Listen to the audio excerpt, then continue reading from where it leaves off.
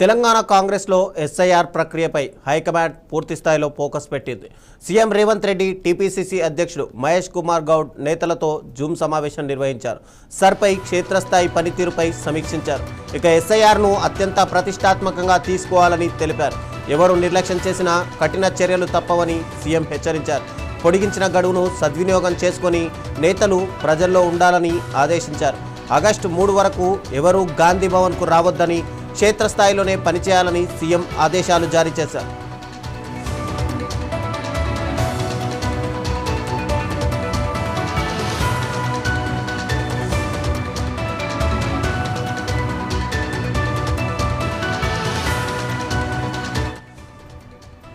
SIR ప్రక్రియను విజయవంతం చేసేందుకు బూత్ లెవెల్ ఏజెంట్ల పాత్ర అత్యంత కీలకమని సీఎం రేవంత్ రెడ్డి పేర్కొన్నారు. బిఎల్ఏల నివేదికలకు అధిక ప్రాధాన్యం ఇవ్వాలని కోరారు. వారితో సమన్వయం పెంచుకోవాలని నేతలకు సూచించారు. పనితీరు బాగా లేకపోతే ఇన్ఛార్జీలపై చర్యలు తప్పవని హెచ్చరించారు. అత్యుత్తమంగా పనిచేసిన 100 మంది బిఎల్ఏలకు కాంగ్రెస్ అధినేత రాహుల్ గాంధీని కలిసే అవకాశం కల్పిస్తామని ప్రకటించారు. జూలై 30న మరోసారి పూర్తి